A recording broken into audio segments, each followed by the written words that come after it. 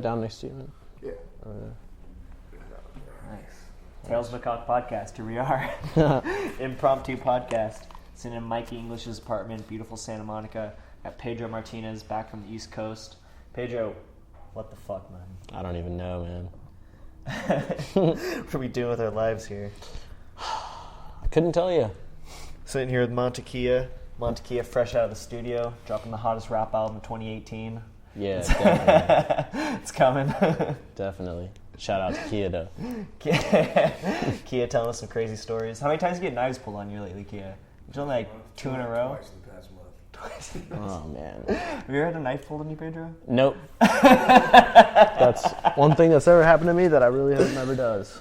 Were you worried about it in Thailand at all? Did it cross your mind, like, oh, these dudes might have knives? Knife, no. Machete, maybe. Machete, yeah. If there's a knife, you can see it from a mile away. Yeah, exactly. Did you have any confrontations at all? In Thailand? Like, anywhere, man? No. Like, you traveled for a little while, man. So Thailand and Cambodia, not really at all, man, no. No? No, I think, I was pretty smart. Like, I think I was kind of similar to you. Like, I didn't really drink a lot, Oh, really? Like, I kind of only drank sort of towards the end of my trip. For the last 2 weeks, I went out a couple nights and like had some beers, but like before that, not really. And so I never was in compromising situations, and I didn't really hang out with a lot of people that were like, I don't know, but just looking for trouble, like, we're always Australians. There's no Australians hanging out with us. No, I'm just playing. So what about you though? Anything happen?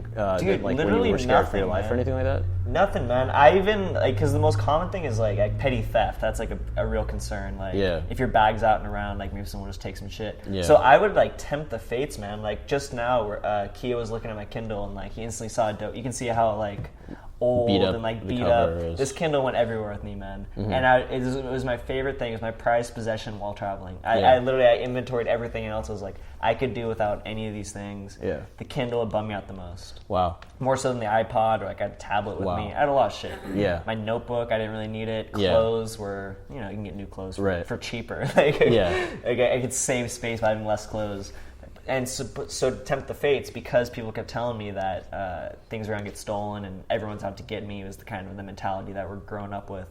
I would put my Kindle on the very outside of my backpack. You and I went traveling with the same bag. There's a lot of zippers, a lot of compartments. So many. You can hide some shit in there. Yeah. I put it on the outside where it was like it was just barely like a clasp protecting it. Really? And then I would always laugh though. Like, what if could you see it though? Like, was it visible to you, or was it hanging off the back? It was like you could see it imprinted as a rectangle in the backpack, and the corners were sticking out, and it clasped like above the center. But I was just laughing at like if a Thai dude like stole it and then sat down to try to read Hemingway on my Kindle. Like, of all things to steal, like no one would benefit from having my. I mean, if you wanted to steal it, like just because you wanted to read it, like.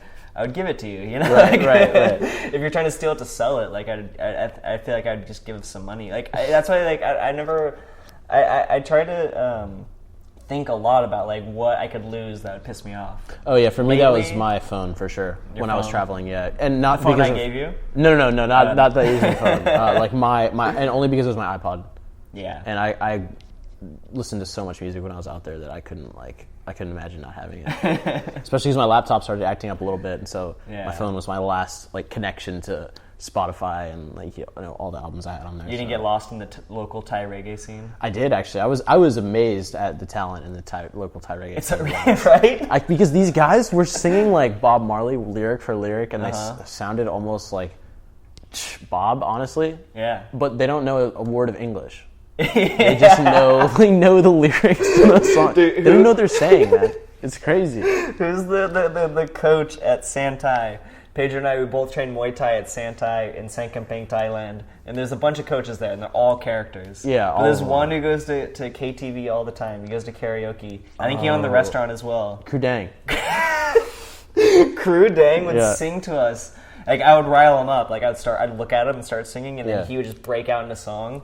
He was really into that Grease song, but he didn't know any of the words. Like, and now that I mention it, I don't even know the tune. I was about to sing it in his voice, but I don't even know. Yeah. But the one time that I did get him, man, was I was really into that Borgor song. Every day's my birthday, cause bitches love cake. I would sing that to him all the time. Like, you know that song I'm talking about? I've never heard it. So I'd look at this time and he would like, it's almost like an improv exercise. Like in improv classes they do this where two people look at each other and they say words at the same time. Right. But I'm singing a song I know that I've sung 1,000 times. This man doesn't speak English. Right. So I'm going, decisions, cause I want it all. So I get it all. I want to eat the whole cake. And he's trying to go like, every day's my birthday, cause bitches love cake. That's how it ends. Of course. And Crew Dang just trying to keep up, man. Yeah, he was a boss like that. He'd show up hungover to class in like a collared shirt. Yeah, he was a cool guy. Dude, so you told me you wanted to hear about places around Chiang Mai like that I visited. Yeah, the fuck did you do when you were there, man? Well, okay, so I spent a lot of time at the gym. On weekends, what did we do? We went to the quarry, man. That was really cool. What's up with the quarry? So the quarry is like, you just get there, you kind of just hop in a bus and you go to the quarry, wherever it is. I couldn't tell you where it is in the city. You gotta go there. And, trust the bus driver. Yeah, exactly. And you get there, and it's just like massive lake looking sort of thing, but with steep edges, like cliffs sort of, that you can essentially like cliff jump off of. And you're just cliff jumping basically into like a giant basin. And it's just a lot of fun because, I mean, if you like cliff jumping and things, then... How high do you think were the jumps? Oh, dude, there were some high ones. Like, I would say they go from like... I mean, honestly, you could find little rocks down there that would be like 5 feet, and you could go all the way up to probably like 40 feet, maybe more. Think you did those? Oh, yeah. Yeah? Yeah. But to me, the impressive thing is like when people go and like do gainers or like, flips off that, because you're for real if you do that. Ansel was doing that. Yeah, Ansel was probably doing that. I saw pictures of him at that quarry. Yeah, I believe that. That place was amazing, man.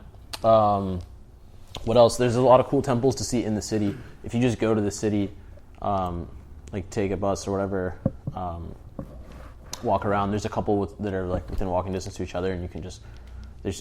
I was in awe the first time I saw a temple. Oh, like a Thai temple ruin, like a Thai temple ruin, dude. Man. And this one was like aged. It was very old. I couldn't tell you, but thousands of years. But like I'm sure the traditional like spiky at the top, like glittered and beautiful shining things. It was like the new temple, quote unquote new temple, was in the front. Yeah. And that temple was like hundreds of years old. And then behind it was like the ancient thousands of years old temple that was just roped off. But just looking at it, you're just in awe. And what about the one that was like 10 feet from Santai? Oh, yeah. Like just right by the Muay Thai Academy so you have cool. to go to. There's just a dope temple. There's people sweeping outside in their robes. Always, yeah.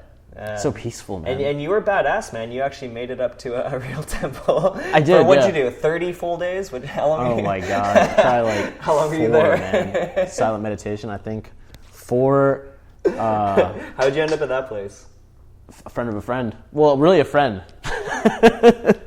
But a couple of us new friend. Yeah, so a new friend at the gym had told me and my buddy about it. Basically, you had told me about your like meditation experience, and then I think another one of our friends went off to do a 10-day, and me and a different friend had both kind of had the same idea of, we want to do some kind of silent meditation, but I don't know if I can do 10 days, or do I want to, right? My time is precious here. Had you read A Fighter's Heart where he goes? Oh, yeah, I had read that, and that bugged me out. I read another book about a guy who, I forget the title of the book, but it was about a guy who was practicing meditation, just like helping him everyday life, and he talked about his 10-day in detail.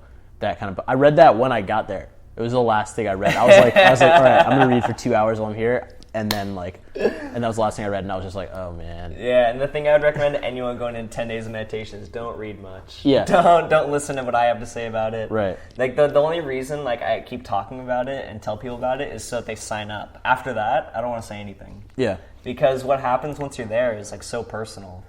Like, dude, I've done it many times. In 2016, I went on 3 different meditation retreats. All 10 days? The Zen ones were 7. I think the one in August I left after 4 days to go work in Vegas. Wow. I went from silent meditation in San Marcos. Ridiculous transition. To Vegas, and I picked up a girl on the way there. Had sex for 3 minutes. The full story is on my podcast with Quam. It's all on the Quamcast. I literally I had to drop by Costa Mesa to pick up pants, and she was on the way. And so I picked her up. Because meditation, man, like once you're there, like especially for us, we're young guys, you're just thinking about pussy for like 6 hours a day.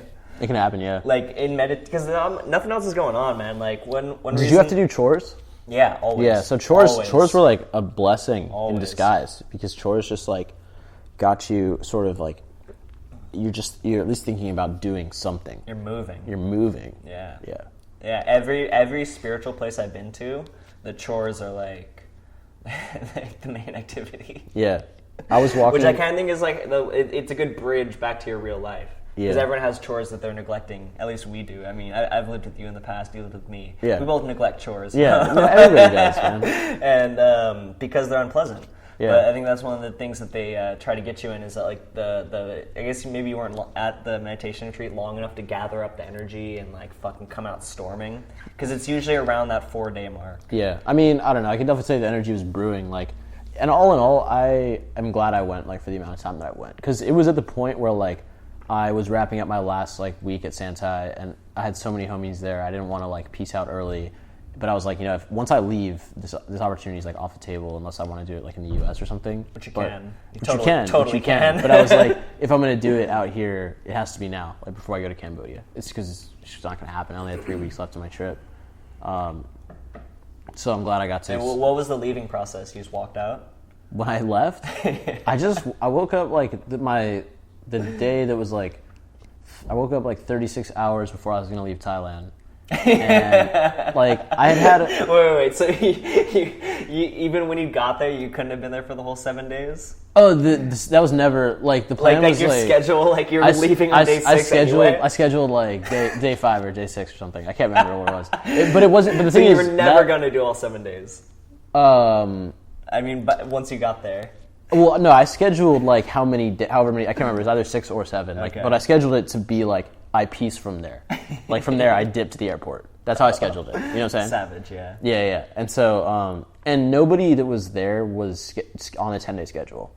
Oh, really? So yeah, it was like, that was the process. Showed up at the same time. No. Like, that was the process of their temple. They were like, you set however much time you want to spend here with us ahead of time. Okay, that's way different than what I'm talking about. Yeah. It's like at your will, like how much like time you want to spend at the temple. Yeah. So people were coming and going. Yeah, people were coming and going like as I was coming and going. But interesting.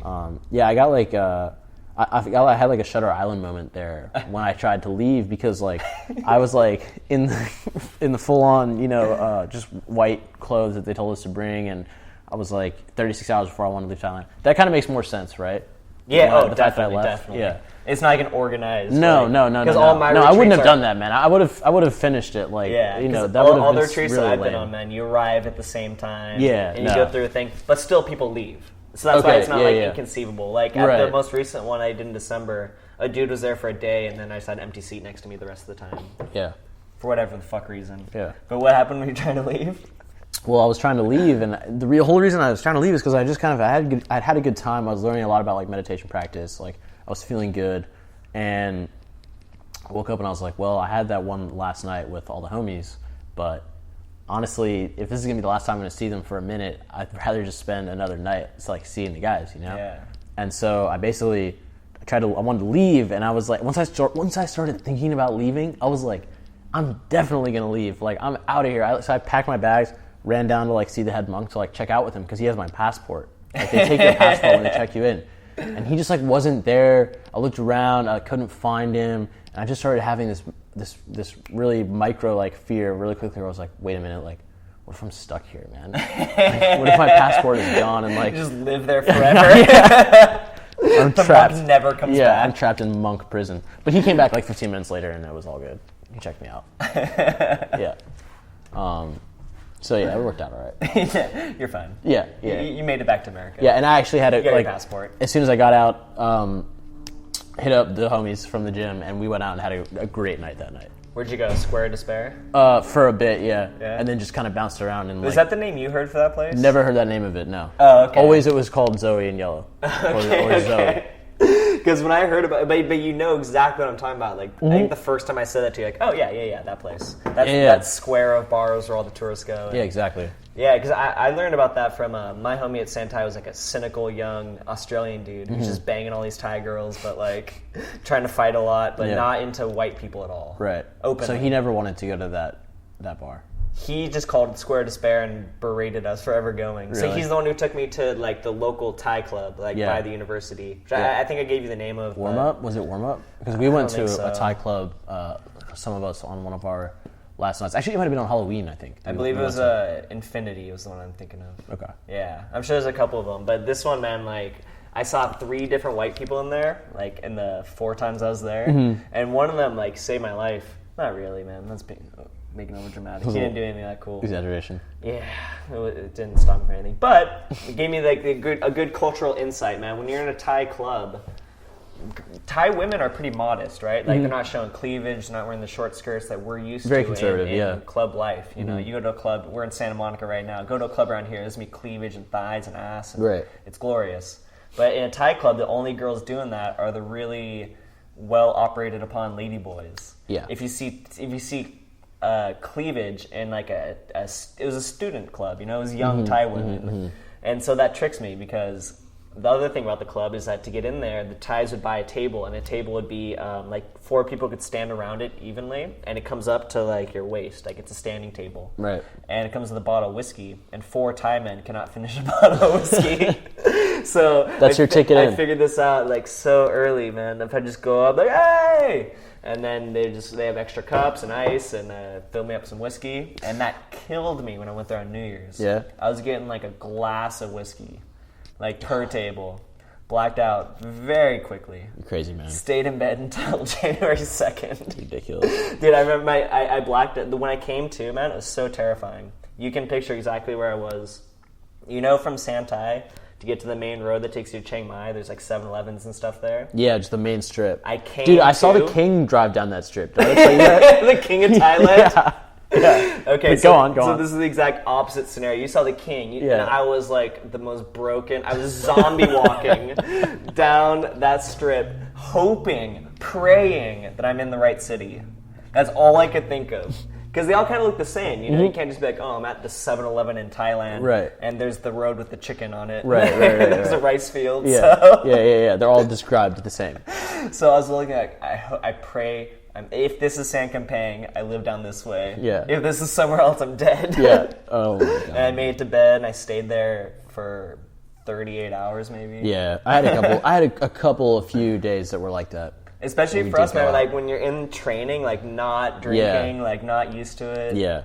And then to go pints out. of whiskey. Yeah, it's just, it's rough, man. Or Chang beer. Chang beer, yeah. Oh, man, Chang beer. Dude, Chang beer is crazy, though, packet man. of surprise. Because with Chang beer, man, they make 2 kinds, and one's way better. Really?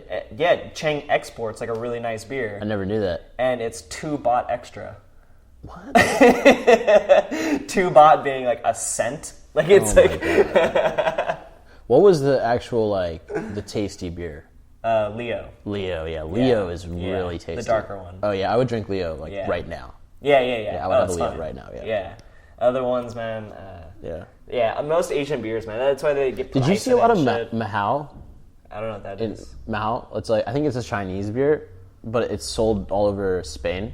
Huh. But I've never seen it anywhere else. Yeah, I don't know. Like just in Spain, not in Thailand, not in Cambodia.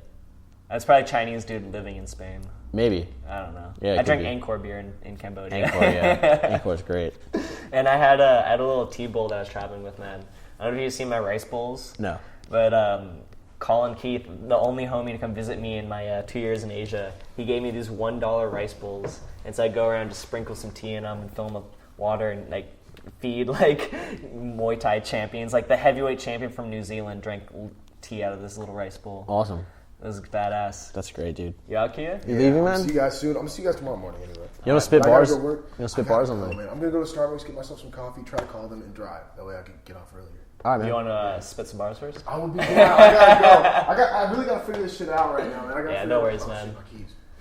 But I'll call you tonight when I take a break to eat to see what the schedule is for tomorrow morning. All right, man. All right. See you guys soon. I'll see you tomorrow, man. Love you, Kia. Love you too, man. Take care. Take care, brother. That's good. Monte Kia has to take care of some rental things. Doesn't want to spit some bars. Just trying to rent an apartment in LA. It's not an easy thing to do, man. It sounds like the worst. It's really horrible. You did it for a while. Oh yeah, it was horrible. It took me about a month and a half to find an apartment, and I was not being lazy about it.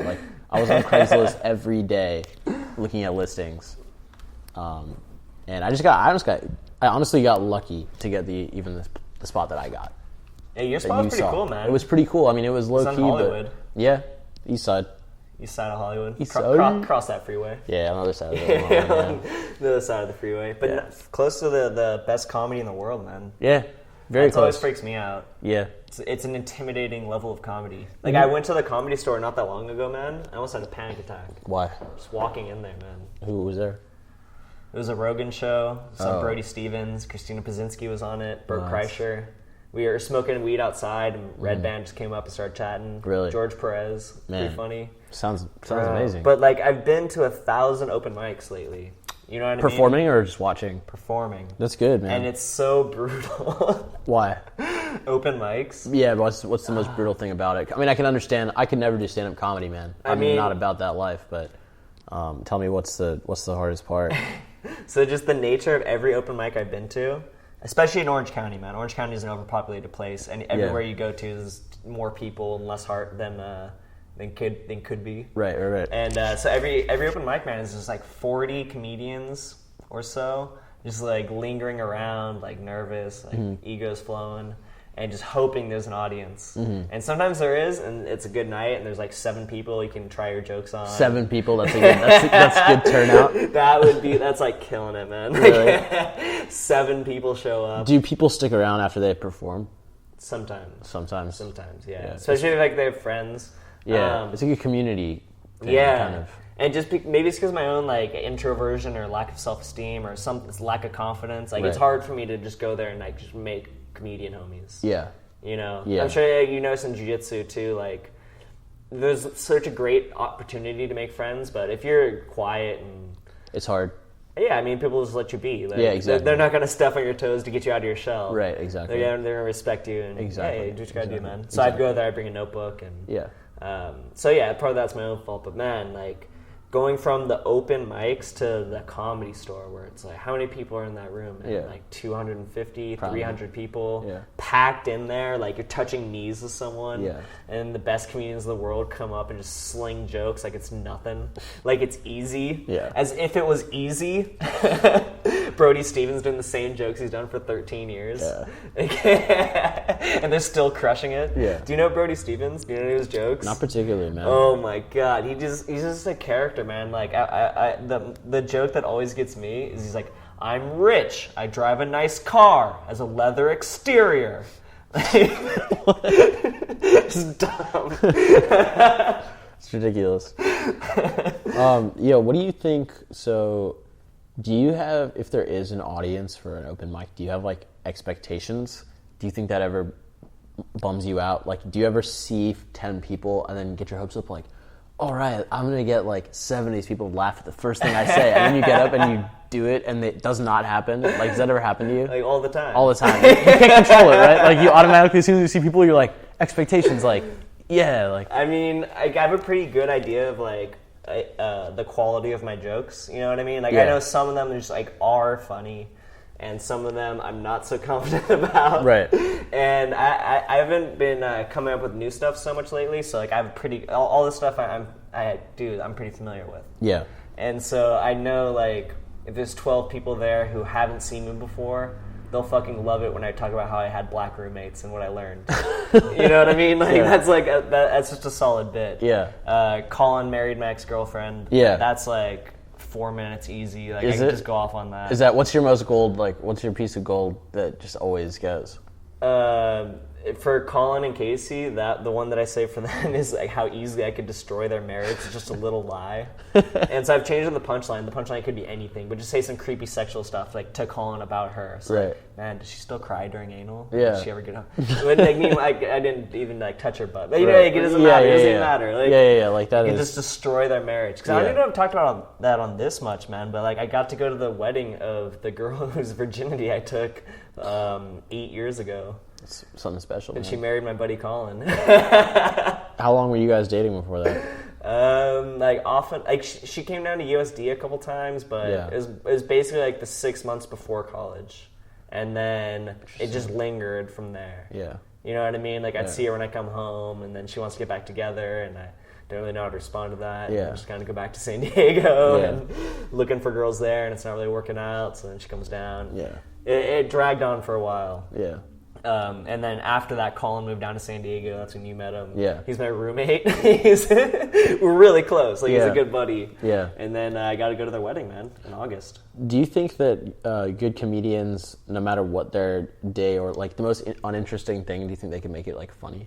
In theory, yeah. In theory? In theory. Yeah. Yeah, definitely. I mean, some of the stuff Dave Chappelle talks about is so mundane. Yeah, it really is. It's just like an everyday occurrence that happens to like everybody. A thought he had. Yeah. And then it's just, that's the skill, man, like getting that rhythm and timing and like, getting people's attention. Like, that's why I think the biggest thing, because I'm sure you've seen this with DJing too, man, like, you can have the dopest beat, but if people are chatting and like not paying attention, they'll just miss it. Right. So in the same way, you can have a dope punchline, but the setup is just gathering attention. Yeah. You know what I mean? Yeah. So especially open mics, man, like some people are eating, people are drinking, people are trying to get laid, people are trying to talk to their friends, they're trying to text. Right. And so you're up there and you can see all of it. Like no one's hiding anything. Yeah. You can see exactly who's listening, you can see exactly who's paying attention. Yeah. And so it's just gathering their attention and then hitting them with it. Right. In the same way, if every EDM DJ has those huge rises to let you know some shit is about to go down. Yeah. Get ready. You have 10, 9. You know what I mean? It's that. Right. And so getting that effect. So that's what the masters are doing. They walk on charismatic enough to keep your attention. Yeah. That's really cool. Especially like where he is now, man. If Dave Chappelle's anywhere, like I'm not gonna interrupt. Like you know what I mean? Yeah. Like if we saw him at Starbucks, I would, out of respect, I would just not say anything. Just wait for him to just initiate no matter what. Just like or not, whatever. Yeah. If someone's that careful with their words, like he's not just gonna have some bullshit. But yeah, man. So the reason I want to talk to you about Thailand and everything, man, is I'm trying to write this book. I haven't even really talked about it on this podcast, but I think the last podcast, the one that's going to come out before this one, is I'm sitting down with the guy who hired me to write a book for his series. The whole series called? It's called Try Not to Die, and it's choose your own adventure stories that almost all of them end in death. So you have like a couple different scenarios. So my story, it's a guy at Santai. Wait, is this based on real events, or is this like a true story? It can be anything. So in this series, it could be anything. It's very open-ended. His stories are all fiction and crazy horror, and that's his genre of writing. Yeah. Mine, it's fiction, but it's like a Thai dude at Santai, a Thai dude who grew up in America. He was adopted by white people, and now he's in Chiang Mai, and the promoter comes in and is like, "Hey, we need someone to fight tonight," and he's like, "Fuck.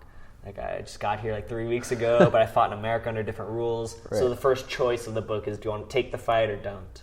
If you take the fight... Oh, so this is like an interactive book. Yeah. Oh, that's cool. Choose your own adventure. I've never heard of this before. So you take a fight, turn to page 4. Don't take the fight, turn to page 72. Yeah. And if you don't take the fight, it's death and destruction. Like, just chaos. Like, anything you do ends in death. Yeah. You fucking go to the hot springs and you fall in. You go to the quarry and hit your head on a rock. Yeah. A snake gets you. You meet a white girl and you're supposed to fuck in the bushes, and then you go in there and get bit by a snake. Okay. You go to the hooker place and your cousin's there and he's causing a scene, and then all the Thais are fighting, and then you have to choose, like, do you help your cousin? Do you fight off these Thai guys? Interesting. And so it's cool, man. I just because I love Chiang Mai so much, man. That's like one of the places that's most vivid in my head. Like, I feel like even though I haven't been there in so long, like, I still have so many details. Like, I still remember what it smells like. Yeah. Just pure exhaust. Yeah. Tuk-tuk exhaust. Yeah, seriously. Tuk-tuk exhaust and curry. I mean, I really didn't see any cities outside of Chiang Mai, to be honest with you. I flew into Bangkok. I spent like an hour there for my layover, and then You never stayed the night in Bangkok? No, man. I didn't have much interest to. Yeah, not really interested in it sounds like we're the only ones, man. Like, everyone that I tell that to is like, what? Yeah, they don't get it. They have hookers. Yeah. I saw a movie in Bangkok, though, and that was dope. Did you? Yeah, I saw The Hobbit. I mean, I'm not going to lie. When I was in Chiang Mai, I definitely looked into making a trip to, like, Phuket. There was a couple other guys who were traveling down there, and it kind of sparked my interest. I looked at it. There was gyms down there to train at. Yeah. It looked like a pretty sweet deal, but I was pretty broke, to be honest. Yeah. And I was comfortable in Chiang Mai, so I didn't make the move. Yeah. And I was kind of like developing friendships at that point, you know, at the point where like, these guys are cool. Like, you know, I want to see, like, let's go out, have more experiences, not like just dip out. You know what I mean? Mm-hmm. And that's a rare thing when traveling, man. It's like having those like close friendships. Yeah, exactly. Because there's so much like single serving friendships. Yeah. So many. Yeah. Like for better and worse, man. I actually got really into that at some point. Where really? like I could say anything to this person and I'll never see them again. Yeah. So I can be really honest is like the direction I took that. You can take that both ways. Yeah. You can just lie to everybody. One of the funny or you can things, just like tell them your darkest secrets and just see if they get uncomfortable. And like one of the funny things also when you're traveling like that is that you don't know how long you're going to know someone a lot of the times. You have no idea. No idea. Like, you meet someone, you treat them pretty much the same, whether you're going to know them for, like, a day or 6 months, like, you might not know. Yeah. You might become best friends, dude. Which is, like, such a good way to do it, man. Yeah. It's so hard to, like, we just went to a Whole Foods in Santa Monica. Yeah. No one in there was friendly. No one in there was talking. No one in there was chatting. There's no friendships being formed. All business. But, like, if we could go in there and have that attitude of, like, being nice to everybody, and that sounds like a nice human thing. Something that shouldn't really have to be spoken about. Right. Like, I feel dumb saying it. Like, you know what, man? Just try to be nice to people. Yeah. It sounds retarded. Yeah. But you see it in crowded areas like this one. Yeah, man. Definitely. It's just lost. Yeah. And so that's a beautiful thing about traveling, man. You go there and you have to, like... Dude, I remember I met these guys at a hostel in Vietnam when I was just motorcycling. Yeah. And I was so into the romantic idea of just, like, me on my motorcycle, just cruising, and no one knows where I am, and I don't have to respond to anybody. And I met these dudes, and they're going the exact same way. And I remember there's a moment where they're like, yeah, man, you want to come with us? I was like, oh, maybe. And they're like, the fuck, dude? I was like, yeah, you're right. That was ridiculously rude and unnecessary. And then I ended up hanging out with them for like 3 more weeks. Like we went up, we rode motorcycles until I met up with Eddie Lee. In Vietnam. Eddie Lee came out to visit. Eddie Lee's the only person that we know who saw me on a motorcycle. I gave him a ride on my broken ass motorcycle. The only person that we know of that made it out to see you. Him and Colin, man. Colin came too? Colin came to Taiwan. That's awesome. Like when I first got there and I knew nothing. Yeah. And so we were just wandering around lost. We went to the place where this tea is from. The tea we're drinking is Sun Moon Lake red tea. And we went to Sun Moon Lake. It's an actual lake. It's the biggest lake in Taiwan. Wow. It's beautiful. We rented motorcycles and rode all the way around it. Literally just lapped it. Like we had no idea where to go. Yeah. And then the only Chinese symbol I knew at the time was the one for tea. Yeah. So we could drive around until we see that symbol and pull over really fast to see if there's any tea he wanted to buy. Interesting. Because Colin comes with the big bucks, you know. He's like, okay, I only have $1,000. What can we do? He's like, in Asia. Yeah. Like, okay, we can get anything you want. You can buy the store. Yeah. You want a helicopter? Yeah, you can get that here. We can get you a woman, a dog, a motorcycle, a house. And so we did that for hours, man. And I don't know what I was talking about. Vietnam with Eddie Lee. I went camping with Eddie Lee. Yeah. Camping with Eddie Lee in northern Vietnam. That sounds insane, bro. It's ridiculous. Yo, so is our next topic vibrational medicine or Reiki? I mean, there's a book right here about vibrational medicine. I kind of feel like Reiki is vibrational medicine based on the covers and flipping through the books. Yeah, I think so too. I mean, well, every other page was just a drawing, like an outline of a human being and like circles around them, like invisible fields that... Oh, man, something I want to ask you about. What's your experience with acupuncture?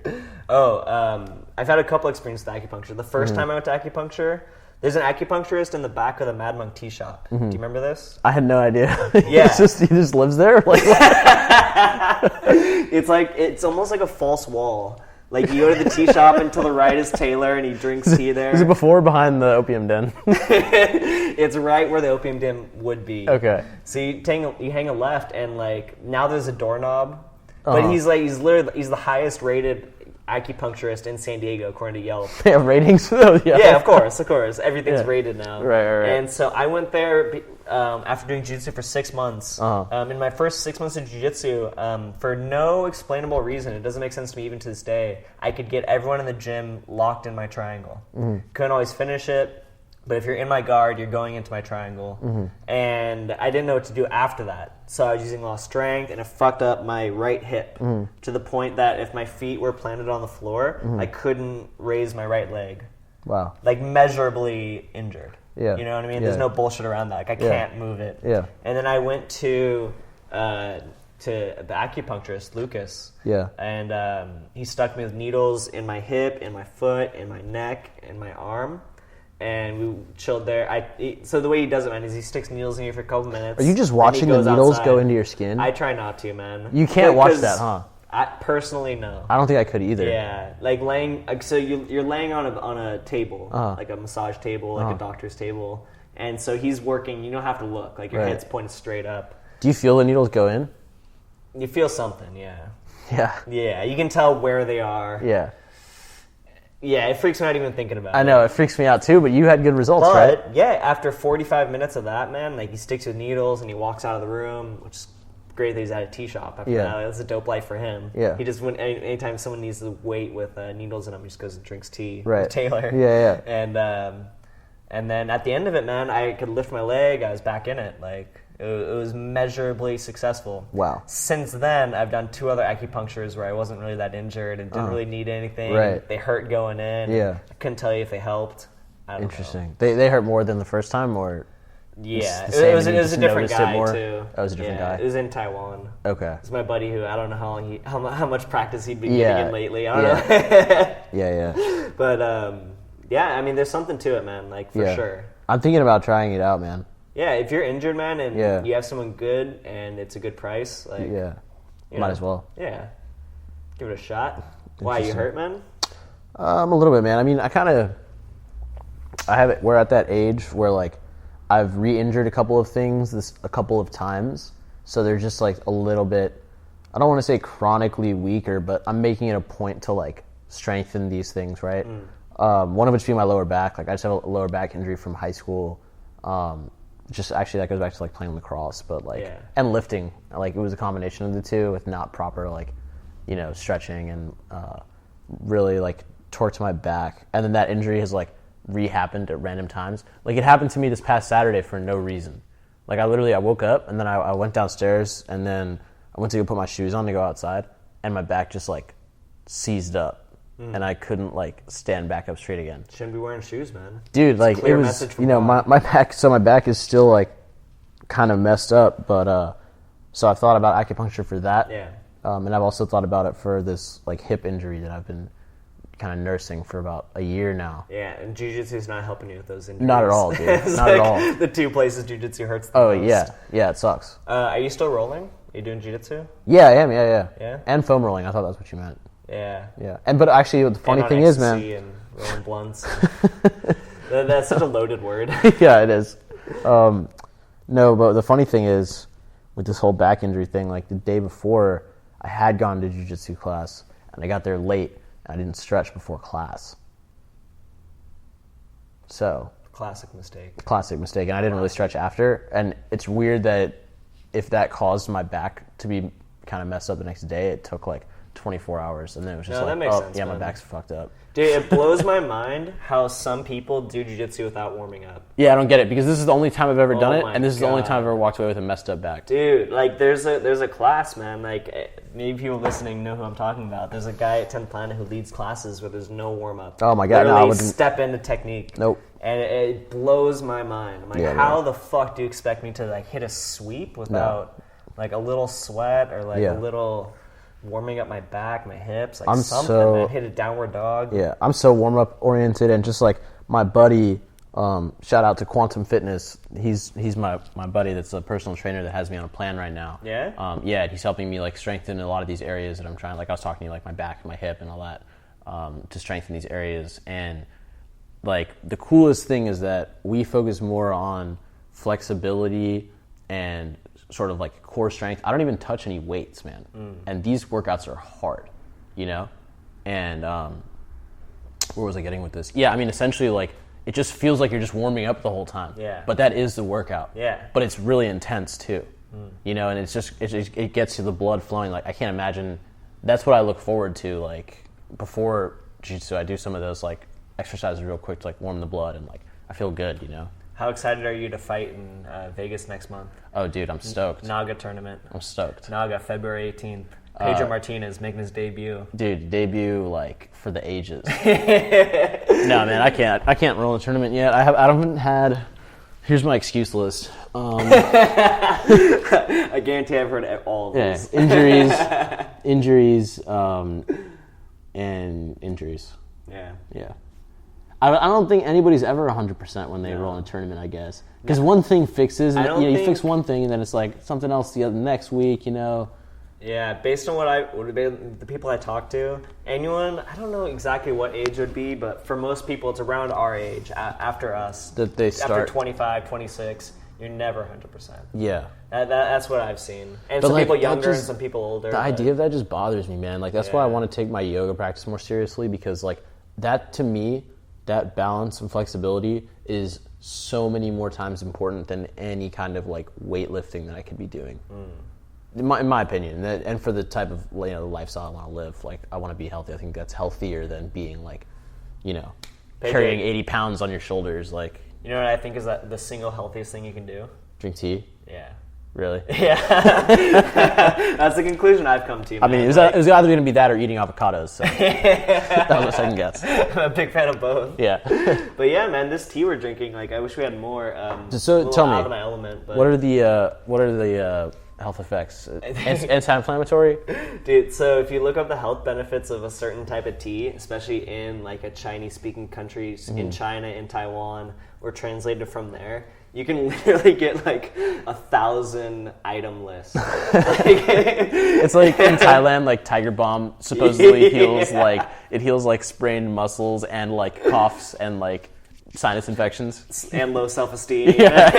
If you're insomnia. Right. But the reason why I believe it and why like that makes sense to me is because what mostly tea is water.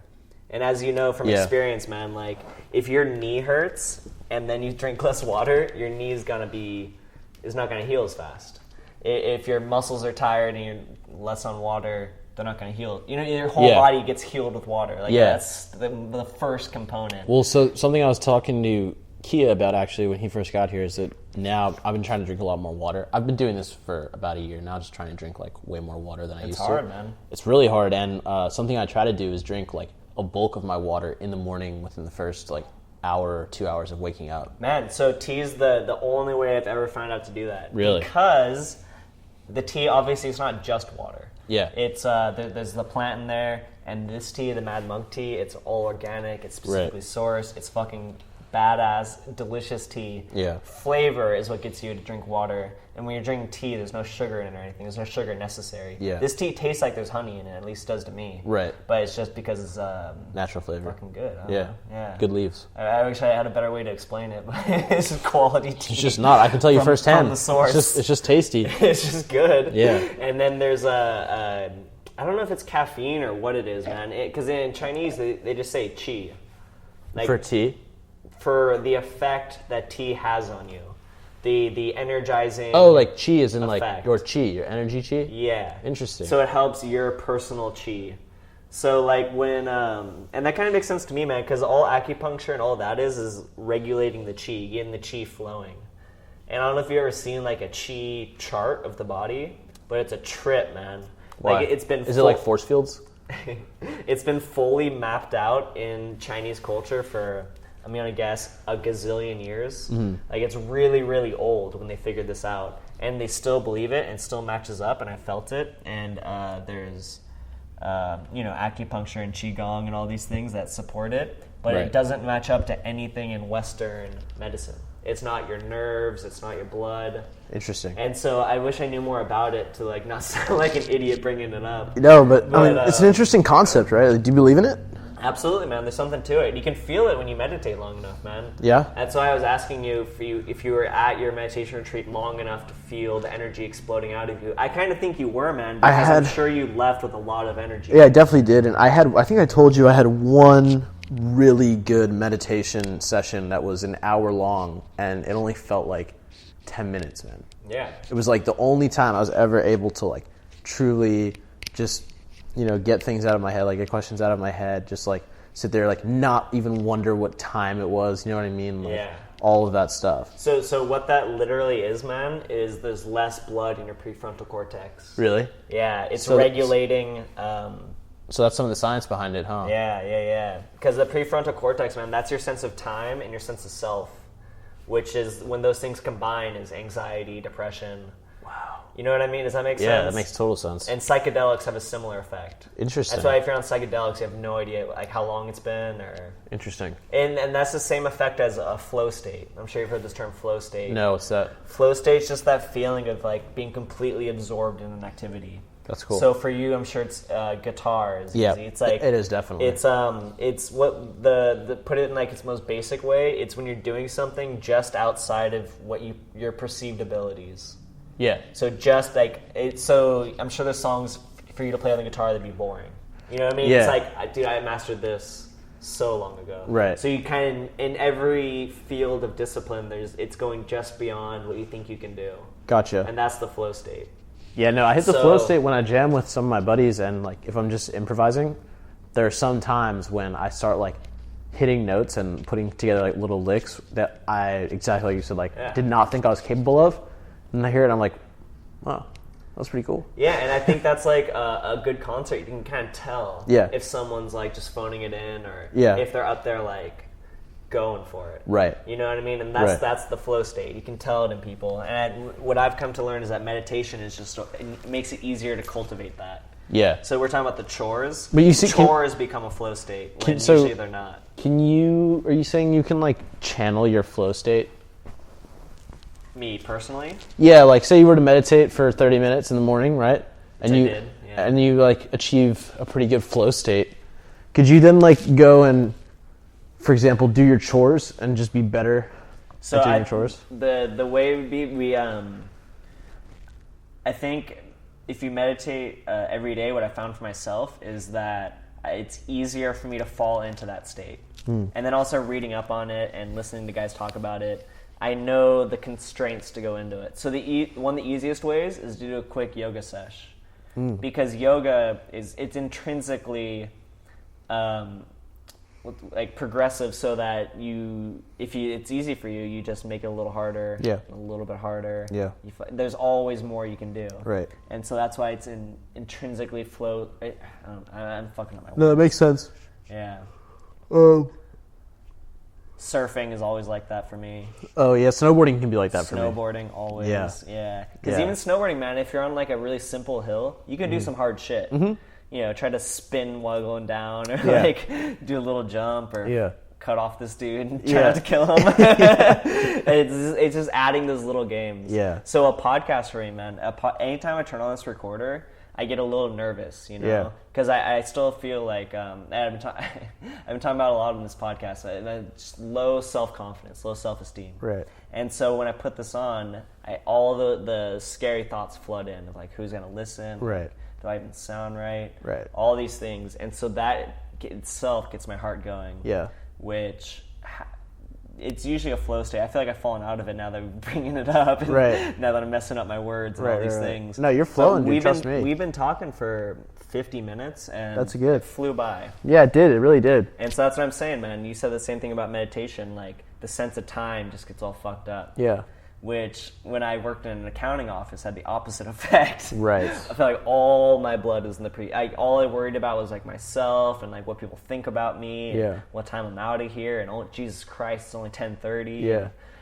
All my thoughts were related to that. Yeah. How am I doing? How do these people think about me? Outsourcing my own thoughts about myself, like through the lens of this 45-year-old woman who's just upset that I'm farting in the office. Man, your office experience sounds ridiculous. Yeah. It sounds absurd. I went in there too farty, you know. I went in there too farty, and did I tell you that I got in trouble for? I got caught looking at boobs. Nope, I'm not hearing about that. There are 3 people in my office. It was me and the dude to my left. He's like the local, like, just kind of got appointed HR just because there's not an HR department, and he's the head controller, so he's like the most rule-oriented guy. And the other one was my boss, the head of accounts payable, was this woman who had pretty nice boobs, you know.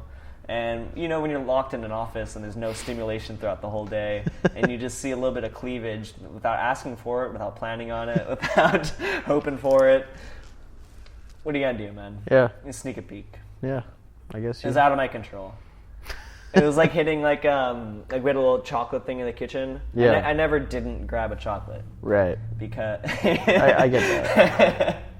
But obviously on her perspective, man, that's like so like unbelievable. Yeah. Like I think any woman listening, like maybe they don't quite understand that if you see some boobs, there's literally 3 seconds where it's out of your control. Literally. And so when I got fired, they didn't bring these things up, but I guarantee it was a huge thing. You think so? Looking at boobs and farting. The office is just, it's a very specific ecosystem, man. Very specific. Yeah. Yeah, and it wasn't for me. Yeah. I felt myself decaying. Yeah. Yeah, that's how it is. But, life is all about balance, bro. That's what I've figured out. That's my 25-year-old opinion. Like, if you can balance everything that you need to enjoy your time, then you're winning. What do you think about this? 10th Planet Black Belt Casey Halstead says, "Fuck balance." You'll say it anytime anyone's listening. I'd say if that's his mentality, man, that's fine. If that's like what makes him happy, then I get that. Maybe his perception of a balance is different from my perception of a balance. Definitely. A balance doesn't necessarily imply like 50-50. You know what I mean? Balance could be like 70-30. If that's the balance that you want, then like, okay. I feel like I have no balance, Pedro. Why not? I don't know, man. I mean, what's important to you, man? And it's like 2 questions, like what's important to you, and second question is how much time do you spend doing it? These are good questions. Yeah. It's hard to answer like how much time I spend doing things because my life's been so chaotic the past couple of weeks. Is it really? I would not think chaotic would be the word to describe it, man. Maybe not chaotic, but like, I've been in many different locations in the past 2 months. Okay. In the beginning of December, I was at Vipassana for 10 days, and I came out of that into the holiday season in Costa Mesa. Yeah. My brother was in town, and I went from Vipassana of having no sugar in my diet, like it's all vegetarian food. Yeah. And, like one day we had cookies, and then I went out of that into just holiday eating. Like, yeah. Like one of the first things that I got 6 home, pounds real quick. My dad gave me like a brick of fudge. Like it was so good. Like it was so like luxurious and great. Yeah. And then as soon as the holidays were done, man, I had to get out of there. I had to go to Vegas. Like I was there for, I don't even know, man, maybe 2 weeks. Yeah. More or less. I went to the fights out there, and then I drove back for New Year's, and then I drove straight back out to Vegas. I was hanging out at 10th Planet. Yeah. So yeah, I guess chaotic's not the right word, but undisciplined and not structured. Okay. My days have been in the same way today. Those can be game killers, man. Yeah, definitely. Yeah. Definitely. Especially because the stuff that I'm trying to do, man, stand-up comedy, jiu-jitsu, they rely on consistency. Right. And it's very easy for me, especially the past 2 months, to just go, Pedro's in town. I'm going to go to Santa Monica. Yeah. And so thank God. Well, hopefully there's not like a million other excuses that are of equal caliber. Like, there's a Haagen-Dazs right there. I mean, I might as well just. Yeah, dude. As long as I don't see a tree, a human, or a.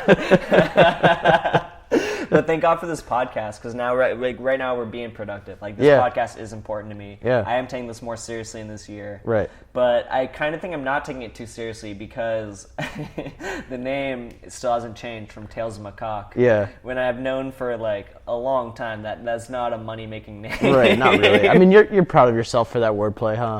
It's a funny name. Yeah.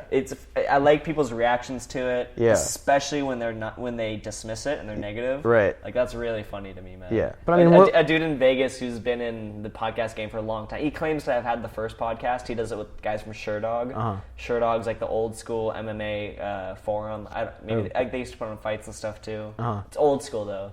And he's like, "Yeah, man, you do podcast too. What's the name?" We're like, Tales of Macaque. He's like, "Oh, but that sounds like my cock." Like, oh yeah, good point, man. Back to jiu-jitsu. Have you thought about other names for your podcast? Yeah. What else you got? I grew up a logo, man, of this is actually a really good one. What? Richest man in the world. Yeah, you do live by that slogan, huh? I say it all the time. Yeah. Yeah. I think that'd be a great name for your podcast. Yeah. Because, Tales of Macaque, it's funny, sort of double meaning you got going on there, but like, it doesn't tell your viewers anything. But nothing. Absolutely nothing. But richest man in the world, I think that sheds some insight in that, like, it sells, man. You do have some valuable content on here. Like, ask a lot of the questions that I think a lot of people are kind of asking themselves. I'm trying, man. Yeah. Trying. Yeah. reevaluate this wealth. How do you feel these days, man? Do you feel rich? You know what? So I've been trying to be more grateful. I don't know. I've been reading just about how gratitude can boost your sort of life value, I guess, if you will, like self-worth. And definitely. The opposite of gratitude, complaining, will do the opposite and sort of like destroy your self-value or, you know, what have you in life. And so every time that I think about complaining about something, I try to like stop myself and think about like something that I can be grateful for instead.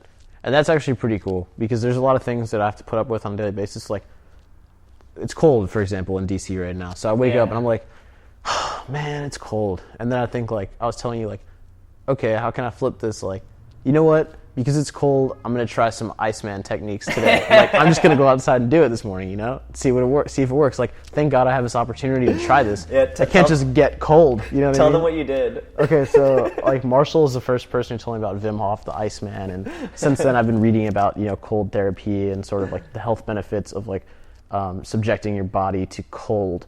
It supposedly it has a lot of health benefits, like it boosts your immunity.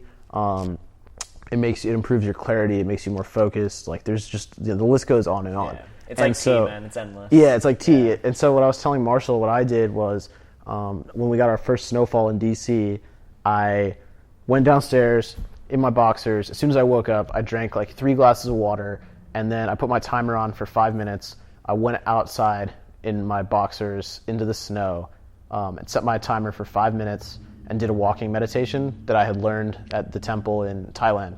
And I just did walking meditation for 5 minutes. It was still snowing, and I was freezing, but it was amazing. And I had so much energy when I finished. I had more energy than I had from my coffee, like that day or the day before. Like it was crazy. And like I put clothes on. I didn't feel cold at all for a while. Like usually I wear a hoodie around my house or like a hoodie and sweats, and I was just like, after that I was just in shorts and a t-shirt. I felt great. It was honestly amazing, and I couldn't have done that if it wasn't cold that day. Yeah, and it's so easy to just be like, man, fuck that cold. Yeah, I do it every day, and so I'm trying to change that mentality and like apply that to everything in life. Really, man. I mean, there's certain things like sitting in traffic. You know, it's hard to be grateful for much, but you can try. You know, I mean, that's all we can do, man. Yeah. So I had a thought at Vipassana actually. Because one thing they say there, man, is at Vipassana, you're meditating for 9 days and you're focusing on yourself. Yeah. That's kind of the only option. You're not talking to anybody. There's no other stimulation. Right. Your only choice is to really think about yourself. Right. But then the last day is called metta, which is... I've heard about this. The image being that for 9 days you build up self-love. Right. It's kind of a natural process of just slowing down, and you kind of look back on yourself and be like, okay, that wasn't so bad. Yeah. Kind of messed up here, but... You kind of that mentality seems to be naturally form from the meditation practice. Right. And then metta is taking that self-love, and once it overflows, distributing it to the world. Yeah. Way easier said than done. Yeah. Like I've done it maybe once where I actually meant it. Yeah. All the other times you're trying and you're like, you know, like I hope Pedro has a good day. Like he told me, you know, his life sucks, so I hope you know, it gets a little better here. You know, my brother, I hope he can sleep well tonight. And my mom, I hope, you know. And that's pretty easy, but metta is doing you that like express love onto everything, right? Every sentient being. Yeah. And it's a real thing. Some people can do it. Yeah. Absolutely. I've done it once. And it feels great. Yeah, I bet it does. But the realization I came to in that whole process, I think, and I have no reason to doubt this, that the point or the main thing that keeps people in every religion is that at the heart of every religion is a big sense of gratitude. Yes. Like think about every prayer that I know of right before you eat is about thanking something. Yeah. Like thank you God is the easiest. Yeah. If there's no other clear explanation for how something got to you, you could thank God. If you don't want to thank God, that's a troublesome word. You can thank the universe. Yeah. It's easy to thank people for things. You know, we're sitting here like got from Mikey English. You're sitting in his apartment. Like, that's an easy thing. Yeah. Or you could just be so grateful. Being grateful to yourself is the hard one, man. Yeah, it is, That's man. I totally agree with you. It's so easy to be hard on yourself. Yeah, but Like, you I'm have so good at to it. to a certain extent. You have to be, man. I mean, It seems you're like not, evolutionary. I think it just comes from like the instinct of survival, man. Yeah. You know? Don't settle. Yeah. I mean, that's how we're wired, humans. So to have like both of those, like putting in work, progressing in life, while forgiving yourself for not being that good at it. Yeah. Yeah. Like even this podcast, man, I didn't put out a podcast last week. Mm-hmm. Even though my only goal for this year is to put out a podcast every week. Right. So what? That's an ambitious goal, dude. There's good that's reasons 52 why. podcasts. But here's where I fucked up, Pedro. Here's where the only reason why I didn't put out one in Vegas is the guy I asked, he bailed. But the only reason I asked him is because I was too nervous to ask the 2 black belts at 10th Night Las Vegas. You know what I mean? Yeah. Like, so that's why I couldn't even get mad at him. I'm like, this guy that I imposed my goal on bailed for whatever personal reason. Yeah. Only because I was too nervous to ask Casey Halstead if you want to be on my podcast. Right. Something I'm trying to get over myself. Yeah. Because it's so easy to just have homies on, you know? Yeah, it must be, yeah. It's so easy, and I'm sure they're all listening, man. Shout out to Boo, he's probably listening. Shout out to Boo. D-Brink listens, man. D-Brink's listening now? I hung out with D-Brink in San Francisco. Oh, I love that guy. Back in, what was it? When was the election? I hung out the day after the election. Bro, he's my musician soulmate, dude. Really? Yeah, dude. D-Brink's the one? Yeah, dude. He's the one that got away, dude. He's the drummer that got away. Dude, you guys were in a band that only... Did you only practice in my living room? Yeah. Like, that's like the only thing that like... We had one rehearsal at D-Brink's apartment in Mission, and that turned into a shit show. The cops came, like, it was bad. Yeah. So you guys like won a noise contest disturbance just by practicing at my house in Ocean Beach. What was your perspective on that? You loved it, right? I thought it was pretty cool. Yeah. But I felt really bad because I remember I came home, like we thought it was all funny. We didn't know exactly what you guys were doing. We didn't know how many times it would be. Nothing like that. Right. So all the roommates thought it was hilarious. Yeah. Until like Chase had to study, and then you guys were like, I'm sure you just texted me or something like, "Hey man, we really need it." And I'm like, I'm not even there. Like, yeah man, go for it. Yeah. And then I come home and you guys are just wailing, and then Chase is right there, like, what the fuck, dude. I was like, oh, okay, yeah. Oh, man, I had no idea. This is like the rudest thing in the world. Yeah, that's so funny. I had no idea that happened. But dude, hang on. Flip side, we crushed it at that gig.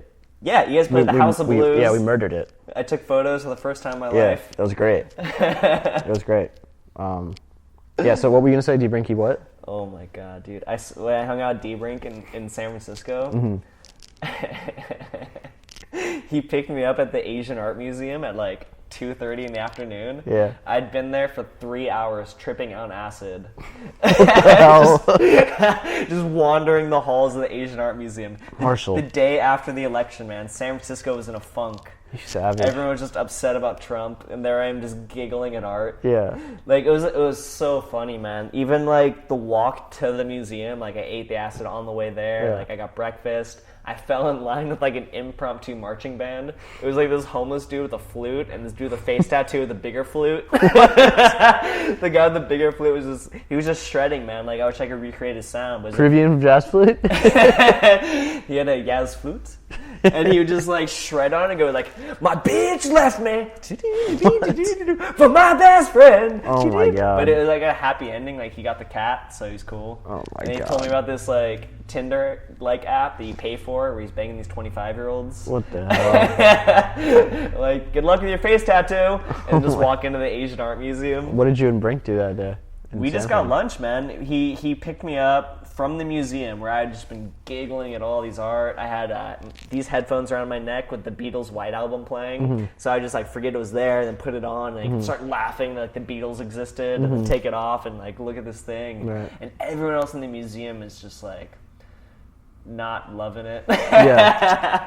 Like it's like kids it's ordinary. It's ordinary. Kids on a school project or like moms like trying to reconnect with someone. Right. Or, there's teachers, there's people working there. Right.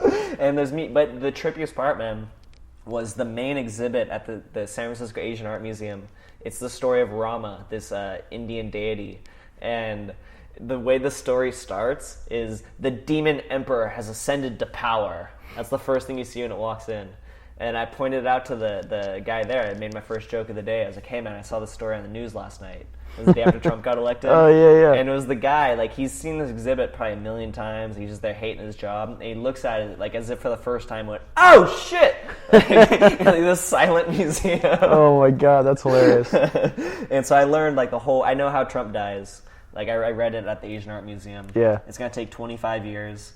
And the dude's going to bust into his house with an arrow. With an arrow and a bow, or yeah, that's the way Rama kills people. Weird. So old school. Yeah. People have been through this before. Yeah, we'll get through it. Yeah. I thought we should go out with some music, man. You're playing some guitar for the intro. Do you have some licks? You want me to play something on the guitar? Yeah, I'll sing for you. Okay. Let me just pick it up again. Tales of Macaque podcast. Pedro Martinez. What have I been playing? Let's see. Improvising some music.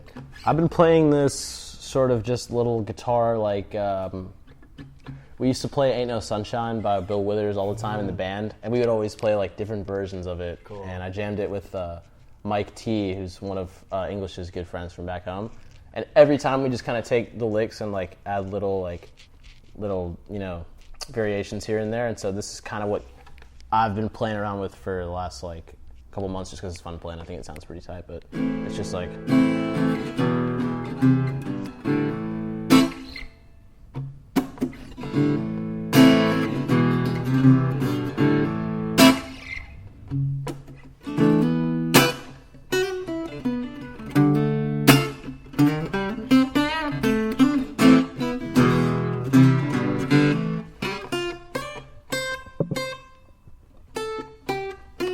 Yeah.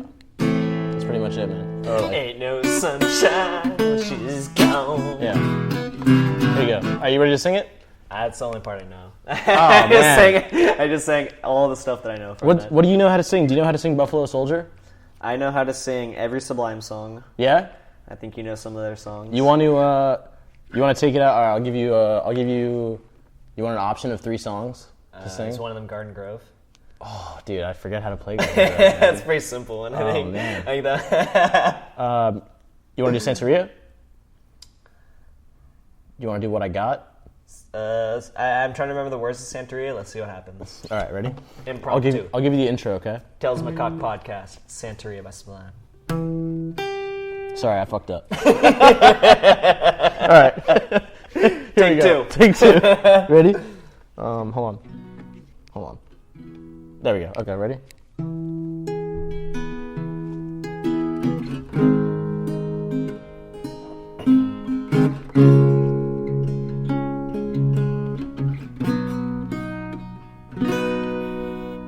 I don't practice Santeria. I ain't got no crystal ball. Had $1 million, then I'd fuck them all the hookers around the world. Thailand to Cambodia cost $1 million, and then I could impregnate all. I wanna say thanks for listening. Tales of Macaque podcast. I don't know how to match that with a song.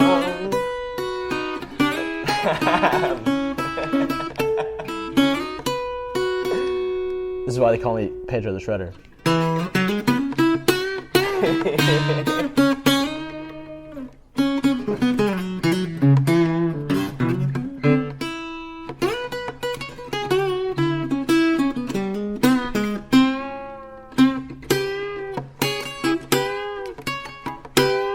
Oh, what I really wanna say, my baby. Oh, what I really wanna know, Pedro.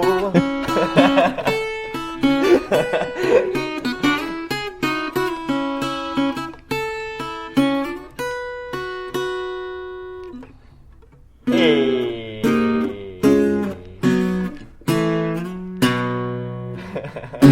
Oh, fuck.